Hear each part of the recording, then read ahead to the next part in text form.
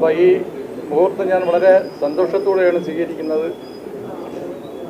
B J പിയിൽ ചേർന്നത് ആശയപരമായി മനസ്സിലാക്കിക്കൊണ്ട് തന്നെയാണ്, വളരെ ആലോചിച്ച് എടുത്തൊരു തീരുമാനമാണ്.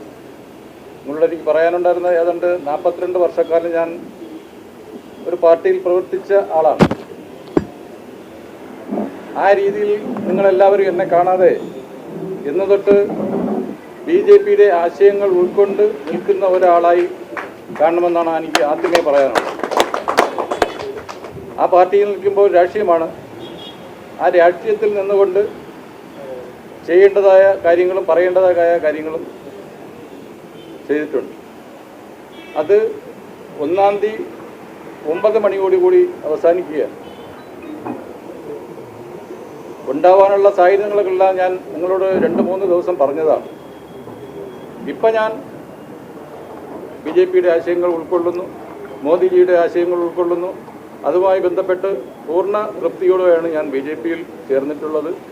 ഇനിയുള്ള കാലം ബി ജെ പിയുമായി ബന്ധപ്പെട്ട് പ്രവർത്തനങ്ങളും ഏറ്റെടുത്ത് പ്രവർത്തിക്കുമെന്ന് മാത്രം പറഞ്ഞുകൊണ്ട് തൽക്കാലം ഞാൻ നിർത്തുന്നില്ല. കൂടുതൽ കാര്യങ്ങൾ മറ്റ് യോഗങ്ങൾ തീരുമാനിച്ചിട്ടുണ്ട്. ഒരുപാട് കാര്യങ്ങൾ പറയാനുണ്ട്. അതെല്ലാം ആ സമയം പറയുന്നതിനാണ്. അല്ലെങ്കിൽ വേറൊരു ഘട്ടത്തിൽ ഇന്ന് ബി ജെ പിയിൽ സി പി എമ്മിൽ നിന്ന് ഇറങ്ങി വന്ന് ഇന്ന് തൊട്ട് അങ്ങനെ ഒരു പറച്ചിൽ പറയുന്നത് ശരിയല്ല. നിങ്ങളെല്ലാം എന്നെക്കുറിച്ച് വീണ്ടും റിപ്പോർട്ടുകൾ ചെയ്തുകൊണ്ടിരിക്കുന്നുണ്ട്. ഇപ്പം നേരത്തെ പറഞ്ഞതുപോലെ ഇതുവരെ ഇല്ലായിരുന്ന ആരോപണമാണ്, സാമ്പത്തിക ആരോപണമാണ് എന്നെക്കുറിച്ച് പറയുന്നത്.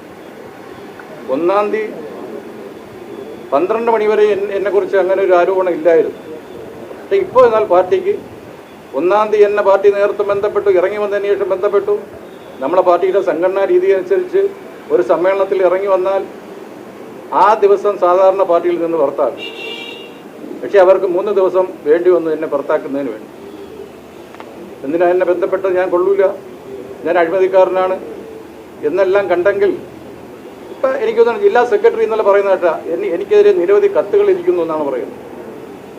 അവരെന്തിനാ പിന്നെ ഞാൻ ഇറങ്ങി വന്നതിന് ശേഷം എന്നെ ബന്ധപ്പെട്ടത്? ഒരു കാരണവശാലും പോകരുത്.